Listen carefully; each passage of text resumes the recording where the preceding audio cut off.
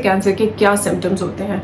सबसे पहले तो जैसे मैंने बताया कि ये एक वो ऑर्गन है जो कि आपको नहीं पता, लेकिन आपकी डाइजेशन बहुत अच्छे तरीके से रेगुलेट करता है। अगर आपको इनडाइजेशन हो रही है तो it can be because of the mall function of pancreas.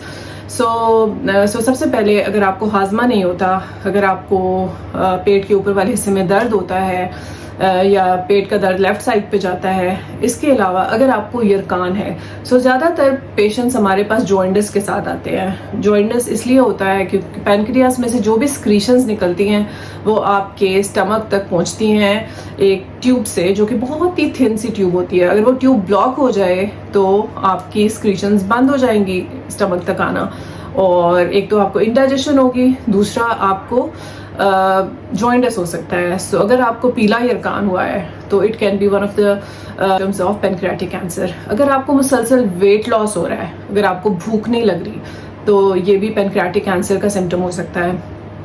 इसके अलावा अगर आपके स्टूल में कलर चेंज आया है, यानी कि स्टूल आपके लाइट कलर के हो गए हैं, पेल कलर के हो गए हैं, और इसके अलावा कंसिस्टेंसी में चेंज आया है, यानी कि अगर आपको लग रहा है आपके ऑयली स्टूल्स पास हो रहे हैं, तो फ्लोट कर रहे हैं, तो those kind of stools are related to pancreatic cancer या फिर पैनक्रियास की डिजीजेस से रिलेटेड हो सकते हैं। इसके अलावा अगर आपको यूरिन का कलर बहुत ज़्यादा डार्क हो गया है तो ये भी पैनक्रियाटिक कैंसर की एक अलामत हो सकता है।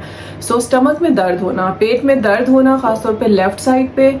इसके अलावा अगर आपको जॉइंडिस होना, भूख ना लगना, वज़न का कम होना, इसके अलावा आपको इंडाइजेशन होना, हाजमा मुसलसल ख़राब रहना, इसके अलावा अगर आपको स्टूल्स आ रहे हैं पेल येलो कलर के और ऑयली स्टूल्स हैं, और अगर आपके यूरिन का कलर बहुत डार्क है, तो these can all B symptoms of pancreatic cancer.